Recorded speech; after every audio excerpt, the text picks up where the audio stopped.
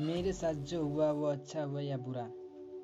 कई बार हम बहुत ज़्यादा ही अपनी लाइफ को लेकर सीरियस हो जाते हैं कि जैसे ही कुछ बुरा हुआ तो हम उदास हो जाते हैं, और हर पल जब कुछ अच्छा घटित होता है तो हम खुश हो जाते हैं।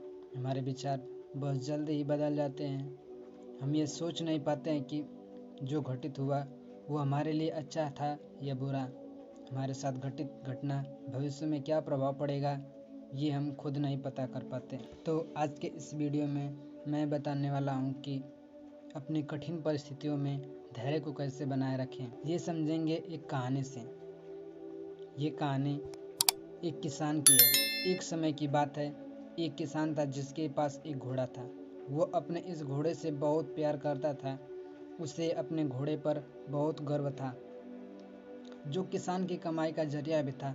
अपनी इस कमाई से किसान अपने परिवार का पेट भरता था। लेकिन एक दिन वह घोड़ा भाग गया।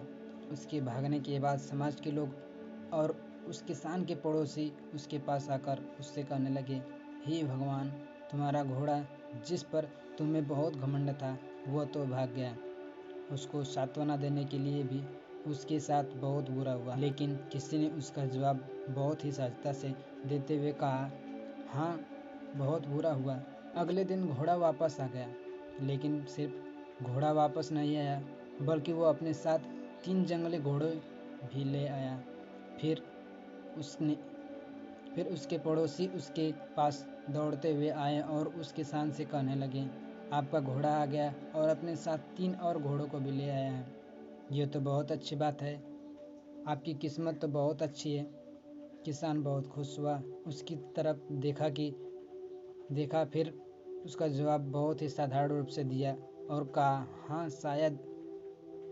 कुछ दिनों बाद किसान का बेटा उसी जंगली घोड़े में से एक को काम के लिए उपयोगी बनाने की कोशिश कर रहा था, लेकिन इसी कोशिश के दौरान घोड़े ने उसे जमीन पर पटक दिया और उसका पैर बुरी तरह से टूट गया।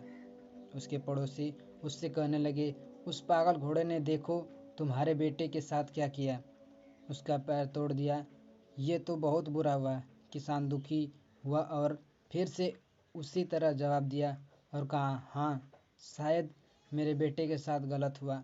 अगले दिन सेना के कुछ जवान उस किसान के घर आते हैं, जो जंग छिड़ने के कारण नए जवानों की भर्ती कर रहे होते हैं। उसमें से एक जवान ने किसान के बेटे को देखा और बोला, इसका तो पैर टूटा हुआ है, हम इसे सेना में भर्ती नहीं कर सकते। और वे जवान गांव के सभी लड़कों को लेकर अपने साथ चले गए।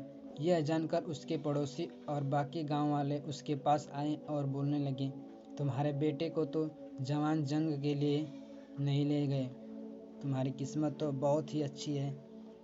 इस आखिरी बार भी किसान ने फिर से सहजता से कहा, हाँ। इस कहानी में भी किसान के भावों में परिवर्तन परिस्थितियों के कारण होता है। बुरी परिस्थितियों में वह नकारात्मकता हो जाता है और अच्छी परिस्थितियों में वो सकारात्मक। इन नकारात्मक और सकारात्मक परिस्थितियों के बीच के समय में धैर्य रखना बहुत ज़रूरी होता है।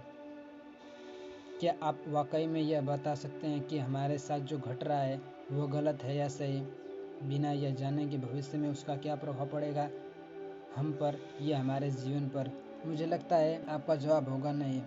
हमारे समाज में, हमारे देश में ऐसे बहुत से महान लोग हैं जो अपने जीवन में असफल हुए, हारे, अनेक बड़ी बड़ी बीमारियों से लड़े, किंतु उन्होंने कभी भी अपना धैर्य नहीं खोया, ना ही हार माने। यही आगे चलकर बड़े प्रसिद्ध सफलता के मुकाम पर पहुँचे और महान बने।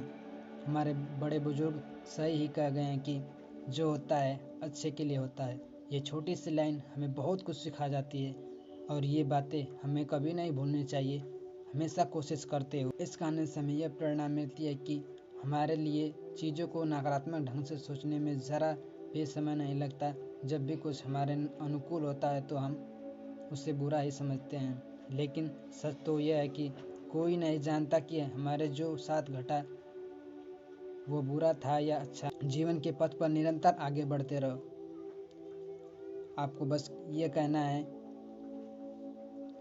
इससे हमें ये सीख मिलती है, नंबर 1, किसी बात को लेकर ज़्यादा परेशान नहीं होना। दूसरा, अपने आप को शांत रखना। नंबर 3, अपने काम से काम रखना।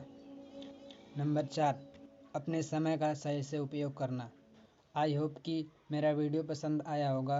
अगर वीडियो पसंद आया है तो वीडियो को कर दो लाइक और हमारे चैनल पर पहली बार आए हैं तो चैनल को कर दीजिए सब्सक्राइब।